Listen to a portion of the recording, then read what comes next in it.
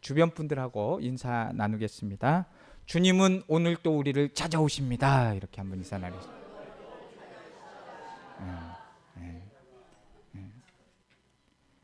부흥이 내게도, 가정에도, 나라에도, 이웃에게도 그런 은혜가 있기를 원합니다. 우리 성도님들은 귀신의 존재를 믿으세요?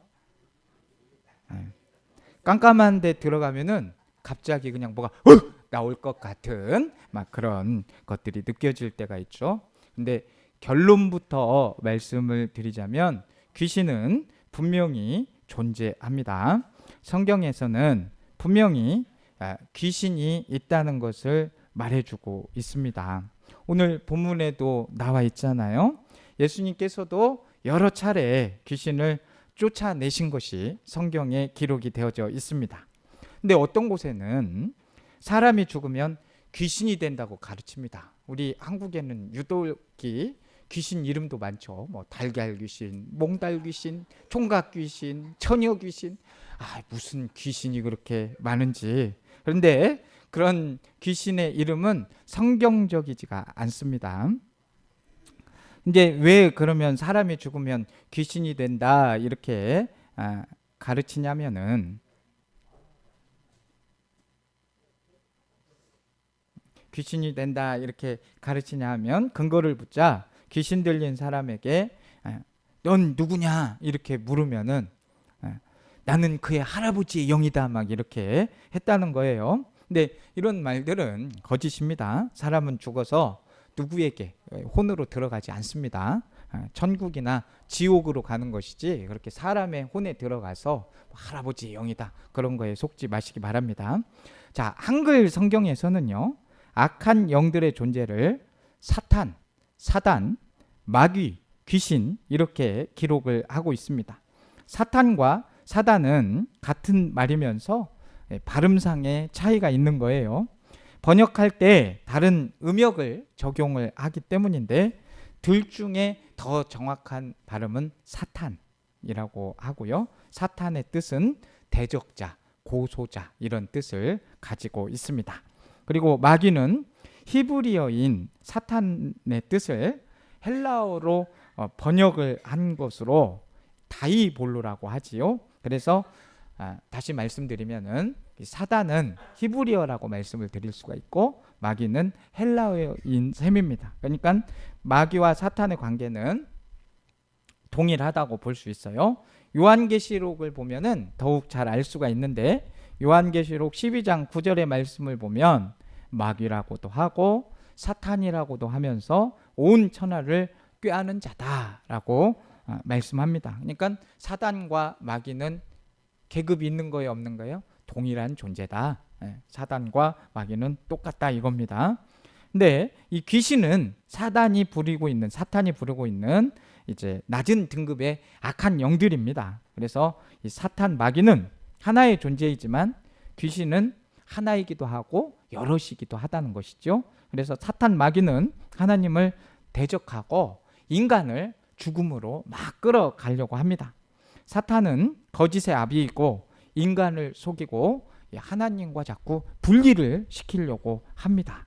귀신은 인간의 혼과 육에 들어와서 인간을 괴롭히는 악한 영입니다. 마귀나 귀신이 아무리 강한 것처럼 보여도 예수님의 십자가와 부활 앞에서는 아무것도 아닌 것이죠. 우리는 이미 승리하는 싸움을 싸우고 있는 줄로 압니다. 그러므로 속임수에, 이 사단의 속임수에 넘어가지 않도록 기도하고 날마다 말씀 읽고 묵상하며 훈련할 때 우리는 능히 이것들을 이겨낼 줄로 믿습니다. 자, 오늘 보면은 이제 예수님께서 군대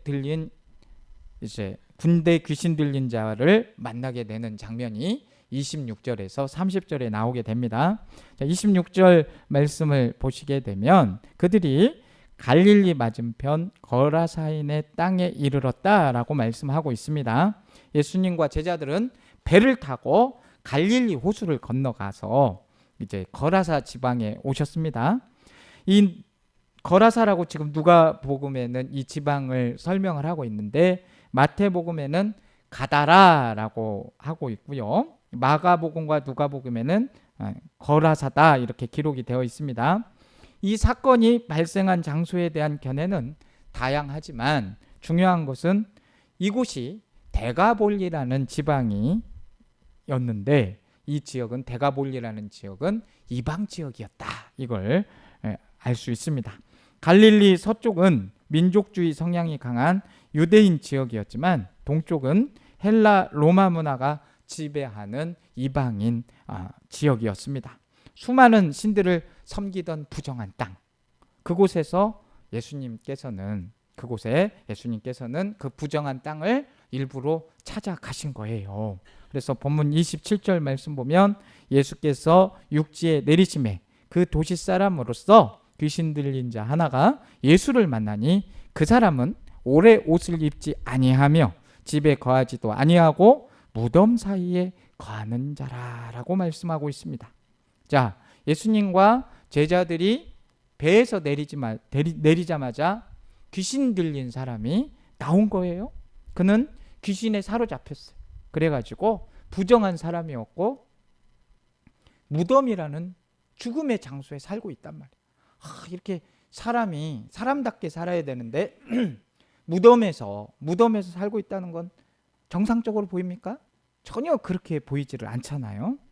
자, 구약 율법에 따르게 되면은 시체와 접촉하면 부정하다라고 여겨졌는데 그는 지금 무덤 속을 돌아다니면서 이 시체와 함께 지내는 사람이었다는 거예요. 예수님께서 도착하신 곳은 도시가 아니라 변두리 무덤가, 사람도 장소도 모두 부정한 곳을 찾아오신 겁니다.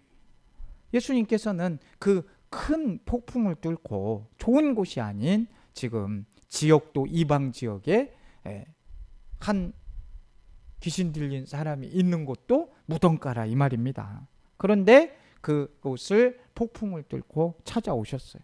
지금 이 사람의 상황은 어떤 상황입니까? 안 좋은 상황도 이런 최악의 상황은 없을 겁니다. 원래 이 사람은 도시에 살던 사람이었지만 오래전부터 이 귀신에 사로잡히니까 지금 상황이 어때요? 옷도 입지 않고 또 집에서도 살지 않아요. 정상적인 생활이 불가능해서 짐승처럼 지내고 있고 사람들에게 버림받은 철저한 실패자였습니다. 그런데 그는 괴상하게도 쇠사슬과 고랑도 끊어버릴 만큼 초인간적인 힘을 가지고 있다는 거예요.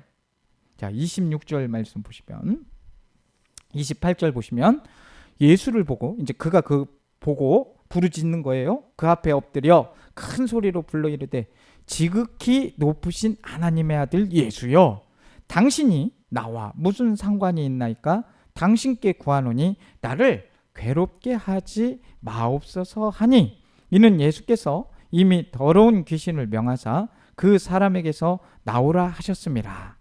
가로 읽어드릴게요. 귀신이 가끔 그 사람을 붙잡음으로 그를 쇠 사슬과 고랑에 매어 지켰으되 그 맨 것을 끊고 귀신에게 몰려 광야로 나갔더라. 자, 여기서 예수님께서 이미 더러운 귀신에게 그 사람에게서 나오라라고 하셨는데도 아직 귀신이 나오지 않는 것을 보고 막 혹시 뭐 예수님이 말씀하셨는데도 아직 안 나오네 막 이렇게 예수님의 능력이 부족한가 생각하실 수 있는데 그런 뜻이 아니죠. 예수님께서는 귀신을 반드시 쫓아내실 것이라는 자기의 뜻을 미리 선포하신 것이지 지금 아직 실제로 쫓아내는 명령을 하신 것은 아니었습니다. 그런데 이 사건이 공간복음에 모두 기록이 되어 있어요. 마태와 마가, 누가복음 모두에게 이제 이 사건이 기록되어 있는데 마가복음에 따르면은 그는 돌로 막 자기 몸을 상하게 했고요. 무덤과 언덕에서 밤낮으로 울부짖는 사람이었어요. 그러니까 정상적으로 모든 일들을 행동하는 사람이 아니었어요. 옷도 안 입고 무덤가에 있는데 밤 되면 사람이 이상한 소리 내면은 그냥 어두워도 사람이 그냥 일반적인 대화를 해도 소름 끼치는데 무덤가에서 그것도 밤에 이상한 소리를 낸다고 한번 생각을 해보십시오. 얼마나 끔찍한 일입니까? 마가복음에 따르면 그냥 그렇게 돌로 자기 몸도 상하게 하고 밤마다 그냥 울부짖는 사람이었죠. 피를 흘리면서 괴성을 지르니까 사람들이 이제 그런 거 계속 소리 나고 하니까 사람들이 궁금할 거 아니에요. 그런 상황을 보면 사람들이 어땠을 것 같아요? 굉장히 그 사람을 보면서 두려워했겠죠. 그리고 제자들 역시도 거기에 들어왔으니 여기 안 있고 싶다. 빨리 좀 어떻게 나갔으면 좋겠다. 이런 생각 들지 않았겠습니까? 응? 이 사람은 지금 스스로는 거의 지금 악한 영에 이 귀신에 씌어가지고 괴로워하면서 비참하게 살아갈 수밖에 없는, 거의 죽지 못해서 살아가는 그런 상태가 아니었겠습니까? 근데 30절 말씀을 보면 예수님께서 그렇게 지금 먼저 예수님을 보고 귀신이 대화를 하잖아요. 당신이 나와 무슨 상관이 있는데 나를 괴롭히십니까? 그냥 좀 떠나 주십시오. 이렇게 얘기하는 거 아니겠어요? 그에 예수님께서 뭐라고 하십니까? 내 이름이 무엇이냐 물으신즉 이르되 군대라 하니 이는 많은 귀신이 들렸습니다. 귀신이 한 귀신도 아니고 많은 귀신이 들렸다고 하고 있습니다. 예수님께서 물으시자 그 지금 이상한 행동을 하는 무덤가에 사는 그가 뭐라고 대답을 했어요? 자기가 뭐라고 그랬어요? 군대다, 이렇게 이야기를 하고 있는 겁니다. 여기서 군대는 로마의 군인 레기온을 뜻하면서 이 5,000명에서 6,000명 정도의 규모를 가지고 있는 그런 부대를 가리키죠. 그러니까 이 사람은 지금 수많은 군대 귀신이 들려 있는 거예요. 한 귀신이 아니라 여러 귀신이 들려 있는 겁니다. 막 그게 한 귀신이 아니니까 생각건데 막 수천 마리의 귀신이 군대입니다 하면 막 얼마나 그 함성이 울려 퍼지겠어요. 우리 군대들은 막 이렇게 군기가 들어가지고 함성도 막 소리도 막 함성 질르라고 하면 야 5초간 함성 그러면 야 이렇게 지르잖아요. 그런데 이 군대 이름을 불렀을 때, 군대라고 했을 때 얼마나 쩌렁쩌렁하게 들렸겠습니까? 소름 끼치고 두려운 상황 아니겠습니까? 그런데 예수님께서는 그런 상황 속에서도 전혀 떨리거나 두려움이 없이 담대하셨습니다. 예수님께서 일부러 그곳을 찾아가신 거예요. 왜 찾아가셨겠습니까? 많은 사람들이 열광하고 따르고 있는 때인데 아무도 가려고 하지 않는 그 한 영혼을 구원하기 위해서 그곳에 가신 거예요. 위험에 버려진 사람, 완전 사람들에게 버려진 사람, 스스로 해결할 수 없는 그런 사람을 찾아가서 친히 만나셨습니다. 그렇게 사역하시는 것이 예수님의 사역의 핵심이었죠. 자, 목사이자 리더십 전문가인 존 맥스웰이라는 분이 계시는데, 리더십 전문가이기도 하고 이제 목사님이신데, 존 맥스웰은 관심은 편할 때 하지만, 그냥 관심은 편할 때 관심을 줄 수 있어요. 그러나 헌신은 불편해도 한다는 겁니다. 이유 없이 헌신은 불편해도 감당을 한다는 거예요. 이것이 바로 예수님께서 보여주신 모습 아니겠습니까? 그냥 관심만 편할 때 보이는 게 아니라 이것은 헌신이다. 불편해도 감당해야 되는구나. 하나님의 뜻이구나. 내가 해야 될 일이구나 하면 감당을 한 것이죠. 아무도 만나고 싶어 하지 않는 사람, 그를 예수님께서 찾아가셨습니다. 왜요? 그 영혼에 관심이 있었기 때문에, 구원을 시켜야 한다는 그게 있으셨기 때문에, 그래서 헌신을 하신 거죠. 여러분, 우리 주변에는 아직도 주님께 나오고 싶어도 나오지 못하거나 아예 생각조차 못하고 있는 이들이 많이 있습니다. 마음으로는 정말 믿고 싶어요. 마음으로 막 믿고 싶은데 막 상황 때문에 늘 불안하고 염려 속에 살아가는 사람들이 있습니다.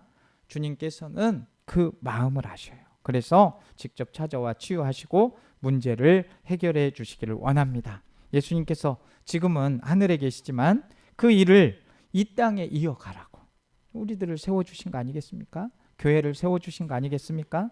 교회는 건물이 아닙니다. 바로 우리 자신들인 것이죠. 믿는 사람들을 통해서 주의 사역을 계속 해야 됩니다. 그러면 우리가 이런 사람들을 살리려고 하면, 우리가 같이 악한 영에 사로잡혀서 그 사람들을 구원할 수 있겠어요? 악한 영을 물리칠 수 있는 건 예수 이름밖에 없는 것입니다. 그러니 우리는 예수 이름으로 무장되어져 있어야 됩니다. 예수님 직접 치료하셨지만 우리는 누구의 이름으로 치료하고 회복을 시키고 살릴 수 있는 것입니까? 예수님의 이름으로 하는 것입니다. 우리도 예수님처럼 다가가야 할 것입니다. 믿는 사람은 어디든 스스로 찾아옵니다. 우리 지금 사랑하는 성도님들은 영에 이끌려서, 성령에 이끌려서 이 교회에 오신 것이라고 저는 확신합니다. 하나님의 영이 여러분에게 있기 때문에 즐거움이 있고 기쁨이 있고 은혜가 있고 사랑이 있고 감사가 있는 줄로 믿습니다. 우리는 이렇게 스스로 찾아올 수 있단 말이에요. 영적 힘이 있기 때문에요. 그러나 믿지 않는 사람들은 제 발로 나오기가 어렵습니다. 결국은 누군가가 초청하고 마음을 열어주어야 하는 것입니다. 이것이 바로 우리에게 맡겨진 사명이죠. 예수님께서는 마태복음 28장에서 분명히 말씀하시잖아요. 가서 뭐를 삼아라? 제자 삼으라 하셨습니다. 스스로 오는 사람이 없기 때문에 우리가 먼저 가는 것입니다. 초청하는 것도 우리의 일인 것이고 우리가 먼저 다가가는 것도 해야 할 일입니다. 주님이 영혼을 향해 가지셨던 헌신의 마음, 단순한 관심이 아니셨어요. 우리가 헌신을 품는다면 우리 삶에도 그런 놀라운 역사가 있게 될 줄로 믿습니다. 그래서 예수님께서 찾아가셔서 결국은 돼지떼의 몰사와 이제 사람들이 몰사당하는 그 귀신들이 나가면서 돼지떼들이 몰사를 당하면서 사람들의 반응이 오늘 본문 31절에서 37절에 나오게 됩니다. 그래서 31절 말씀에 보시게 되면 이제 예수님이 물었을 때 그들이 군대 귀신이라고 많은 귀신이 들려 있는데 그들이 또 뭐라고 하냐면 무적행으로 들어가라 하지 마시기를 간구하였다고 말씀하고 있습니다.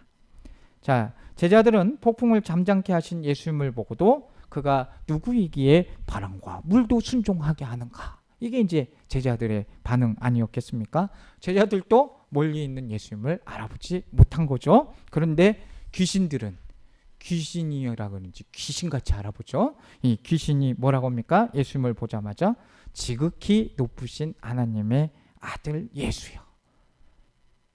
와, 귀신도 예수님을 알아봅니다. 그리고 귀신들도 간청을 해요. 간구를 해요. 살려달라고. 그렇지 않습니까? 이유는 뭐예요? 멸망당하지 않으려고 귀신도 간절하더라니까요. 살려고. 우리는 귀신들보다 더 강한 사람이 돼야 될 줄로 믿습니다. 기도하는 사람이 돼야 돼요. 무적행은 사단과 악한 영들이 최종적으로 갇히게 될 감옥이란 말이에요. 그러나 예수님의 권세 앞에서는 그 어떤 귀신도 활개치지 못합니다. 떨 수밖에 없는 거예요. 그러므로 우리는 귀신 앞에 떨 이유가 전혀 없고 오히려 귀신이 주님 앞에서 벌벌 떨어야 되는 것입니다. 33절 말씀 보면 귀신들이 그 사람에게서 나와 돼지에게로 들어가니 그때가 비탈로 내리다라 호수에 들어가 몰살했다라고 말씀을 하고 있고요. 34절에 치던 자들이 그 이루어진 일을 보고 도망하여 성내와 마을에 알렸다라고 말씀하고 있습니다. 자, 2,000마리나 되는 돼지떼가 비탈을 내려 달려서 절벽에서 바다에 빠져 죽었습니다. 영화 같은 장면이었겠죠. 우리 지금 돼지 키우는데 여기는 없으시겠지만 지금 그 키우는 돼지가 한번 나왔다고 생각해 보세요. 예전에 돼지들 막 많이 키웠었잖아요. 어렸을 때. 그러면 막 돼지 한 마리만 나와도 그걸 어떻게 할 줄을 몰라가지고 두두두두 막 이러면서 막 몰았던 그런 기억이 있는데 2,000마리가 나와서 막 완전 영화 같은 장면 아닙니까? 근데 이를 본 돼지를 치던 자들은 놀라서 마을로 달려가서 소식을 전하게 됩니다. 이렇게 많은 돼지를 키운 것은 이곳이 유대인이 아닌 이방인 지역을 보여주죠. 두세 마리만 빠져도 막 놀랄 텐데 2,000마리가 빠졌으니 얼마나 놀랐겠습니까? 그것도 한 마리도 아니고 2,000마리가 죽었으니 얼마나 충격이었겠습니까? 35절 말씀에 사람들이 그 이루어진 일을 보러 나와서 예수께 이르러 귀신 나간 사람의 옷을 입고 정신이 온전하여 예수의 발치에 앉아있는 것을 보고 어떻게 했다고요? 두려워하거늘 귀신 들렸던 자가 어떻게 구원받았는지를 본 자들이 그들에게 일렀다라고 말씀하고 있습니다. 그 사람은 더 이상 이제 귀신 들린 자가 아니라 귀신이 나간 사람이 되었습니다. 이 예수님을 만나게 되면 이런 은혜가 있게 되는 것입니다. 마을 사람들이 들려와 보니 그가 옷을 입고 예수님 발 앞에 조용히 앉아 있는 거 얼마나 생소했겠습니까? 맨날 무덤가에 앉아서 밤만 되면 하면서 뭐 이렇게 긁고 있고 하던 사람이, 피를 내던 사람이 완전히 조용하고 옷을 입고 단정하게 입고 있으니 얼마나 놀랐겠습니까?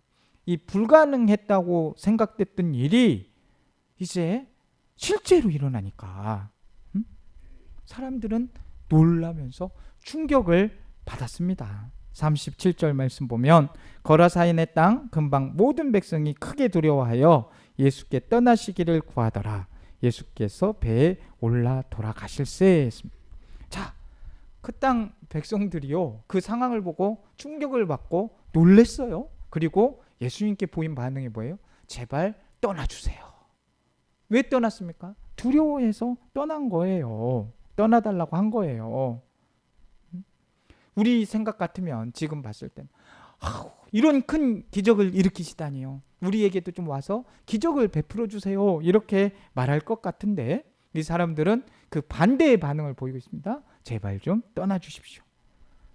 근데 이제 가장 큰 이유가 있겠죠. 뭐 여러 가지 이유가 있을 수 있겠지만 제가 본 가장 큰 이유는 돼지 2,000마리라면 엄청난 경제적 손실을 입은 겁니다. 자, 한 영혼이 구원받은 기적을 봐야 되는데 눈앞에 2,000마리가 죽었으니 얼마나 그것이 크게 보였겠습니까? 이 돼지들은요, 또 우상 앞에 바칠 제물들이었단 말이에요. 또 제물들에게 이방 지역이니까 제물들을 좀 가져다가 우상으로 좀 섬겨야 되는데 그것을 다 가져가 버리고, 그러니 불안하기도 하고 분노가 일어나는 거죠. 그러니까 사람들은 구원보다도 지금 뭘 더 귀하게 여기는 돼지떼가 더 귀한 것입니다. 거라사 사람들이 예수님을 거부한 이유, 예수님께서 지금 그의 일상을 완전히 흔들어 버렸잖아요. 사람 하나 살린다고 돼지 2,000마리를 죽이고 완전 그 사람들의 가치관을 흔들어 놓아 버리신 겁니다. 그렇다면 우리에게는 주님이 잃어버린 영혼을 위해 그것을 포기해라, 돼지떼처럼 그 영혼을 위해서 그걸 포기해라, 그러면 우리가 감히 순종하겠습니까? 순종하겠습니다 이렇게 하겠습니까? 아니면 제발 주님 왜 그러십니까? 떠나주세요 이렇게 하겠습니까? 예수님은 우리의 마음을 흔드시고 문제를 근본부터 고치시는 분이십니다.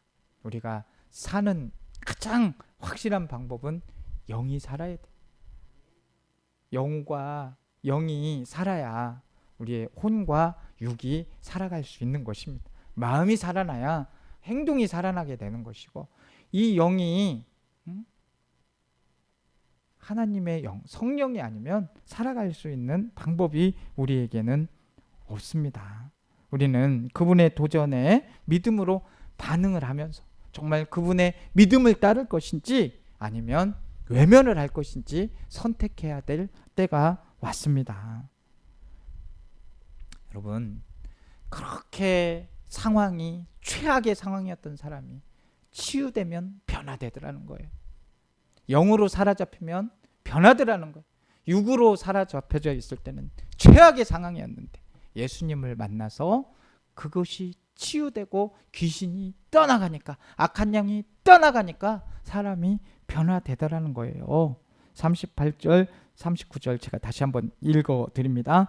귀신 나간 사람이 함께 있기를 구하였으나 예수께서 그를 보내시며 이르시되 집으로 돌아가 하나님이 내게 어떻게 큰 일을 행하셨는지를 말하라 하시니 그가 가서 예수께서 자기에게 어떻게 큰 일을 행하셨는지를 온 성내에 전파하니라 라고 말씀하고 있습니다. 자, 예수님께서는 이제 치유받으니까 이 사람이 예수님을 따라가고 싶었어요. 그래서 예수님 따라가게 해주세요 라고 했는데 예수님께서는 뭐라고 말씀을 하시냐면 돌아가라. 그를 집으로 돌려보냈어요. 이유는 두 가지였겠죠. 첫째는 이전에 고립되었던 그가 다시 이제 가족과 사회로 돌아갈 수 있도록 배려해 준 것일 것이고요. 또 하나는 하나님께서 자신에게 행하신 일을 전해라. 그런 두 가지 사명을 주시기 위함이었습니다. 그의 집은 사랑하는 가족이 있는 그런 곳인 동시에 그 혼자만 예수를 믿는 자리이기도 했습니다. 그래서 그는 그곳에서 반드시 복음을 전해야 했습니다. 우리도 믿는 사람들과 함께 교제하는 것도 참으로 중요합니다. 그러나 우리에게는 사명이 있다는 것, 아직도 예수님을 알지 못하는 그들에게 복음을 전하는 사명이 있습니다. 우리 주님께서는 우리가 있는 생활 현장에서 복음이 전해지려고 우리에게 믿지 않는 사람들에게 복음을 전하라고 그곳에 있게 하시는 것입니다. 우리의 삶의 변화를 통해서 우리가 예수님을 마음에 모시고 성령으로 살아갈 때 그 모습을 변화받는 모습을 보고 그들이 다가오지 않겠습니까? 우리는 그런 변화된 모습을 통해서 자꾸 예수님을 증거해야 됩니다. 사람들은 귀신 들린 자를 문제하다, 구제불능이다, 눈에 가시다 뭐 이렇게 여겼지만은 예수님께서는 그를 긍휼히 여기는 한 영혼으로 바라보셨습니다. 그래서 일부러 찾아가셔서 구원하셨어요. 예수님은 수많은 돼지떼의 희생보다 한 영혼을 귀하게 여기셨습니다. 세상에서 가장 가치 있는 것이라고 해도 이 사람의 생명을 대신할 수는 없음을 보여주신 것이죠. 또한 그를 불쌍한 영혼으로만 보신 것이 아니라 주님의 증인으로 세우셨습니다. 우리가 이렇게 변화되면 예수님을 믿고 악한 영들을 물리치고 주님 앞에 바로 서게 되면 증인으로 세워지는 놀라운 역사가 있게 되는 것입니다. 우리가 주님의 증인으로 서기 위해서 반드시 성령 충만하시기를 주님의 이름으로 축복합니다. 씨 하나에서 수많은 열매가 나오듯이 한 사람을 통해서 많은 영혼이 구원되게 될 줄로 믿습니다. 우리 옥산교회 한 영혼 한 영혼이 정말 영혼 사랑하는 마음이 있어서 그렇게 성령 충만함으로 또 예수님의 그런 놀라운 치유 사역을 보면서 예수 이름으로 우리도 이런 일들을 행해야 되는구나 하면서 나아가기를 원합니다. 이제 주님은 치유받은 우리가 가만히 있기만을 바라고 있지 않으십니다. 우리도 분명히 예수님의 이름으로 치유받은 자들이기에 우리는 또 치유를 받고 그것을 가만히 있는 게 아니라 증인으로서 삶을 사는 그런 은혜가 있기를 원합니다. 그래서 우리가 먼저 예수의 이름으로 치유가 일어나고 이어서 가정과 교회 가운데 치유가 일어나고 이 지역 사회에 예수의 이름으로 치유가 일어나기를 주님의 이름으로 축복합니다. 사랑의 주님, 버려진 한 영혼을 찾아오신 주님 은혜에 감사합니다. 우리 안에 두려움과 상처를 고쳐주시고 우리도 잃어버린 영혼을 찾아가게 하여 주옵소서. 주님께서 내게 행하신 큰 일을 담대히 전하게 하시고 가정과 교회의 치유와 회복이 넘치게 하옵소서. 예수님의 이름으로 기도합니다. 아멘.